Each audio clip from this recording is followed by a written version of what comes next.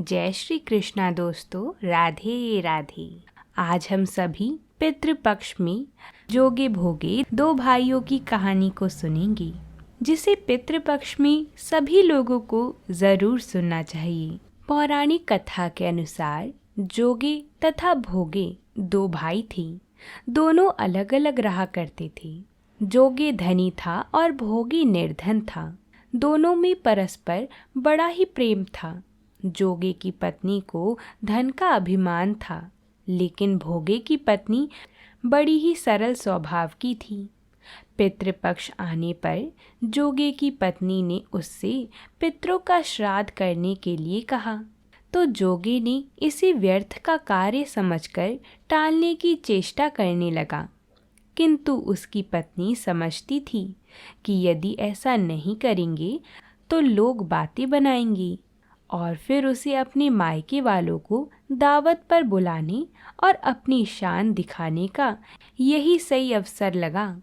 अंततः वह बोली, आप शायद मेरी परेशानी की वजह से ऐसा कह रही हैं, किंतु इसमें मुझे कोई परेशानी नहीं होगी।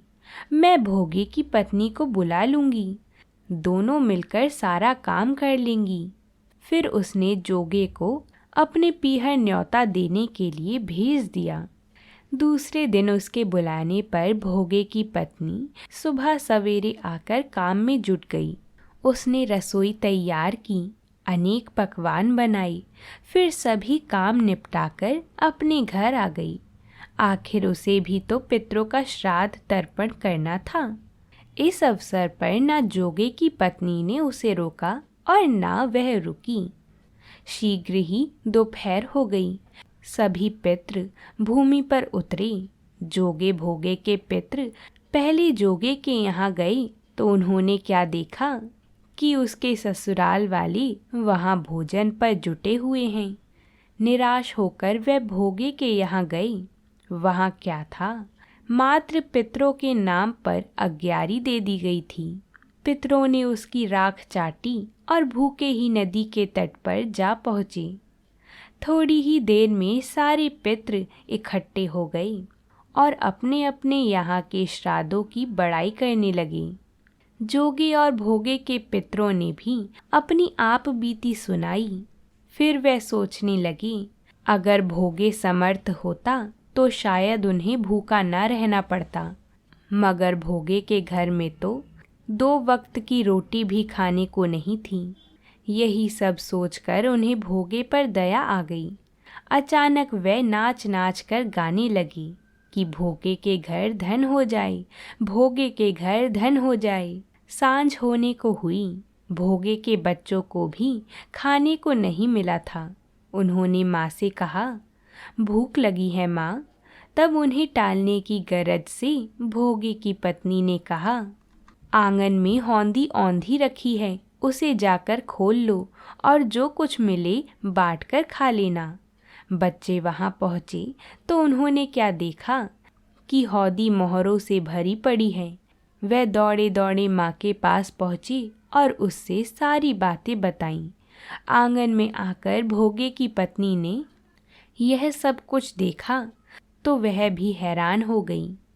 इस प्रकार भोगे भी धनी हो गया, मगर धन पाकर वह घमंडी नहीं हुआ।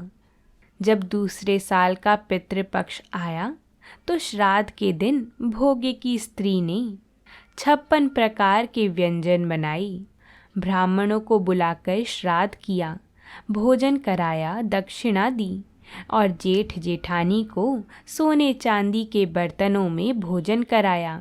इससे पितृ उनसे बड़े प्रसन्न हुए और वह तृप्त होकर अपने धाम वापस लौट गए। तो बोलिए भगवान श्री हरि की जय हो। ये थी जोगे भोगे की कथा। अगर आपने इस कथा को पूरा सुना है तो वीडियो को लाइक ज़रूर करें। अब हम सुनते हैं आज की प्रेरक कहानी। एक बार एक अमीर सेठ के यहाँ एक नौकर काम करता था। अमीर सेठ अपने नौकर से तो बहुत खुश था, लेकिन जब भी उसके साथ कुछ बुरा होता तो वह भगवान को अनाप शनाप कहता और बहुत कोसता। एक दिन वह अमीर सेठ ककड़ी खा रहा था।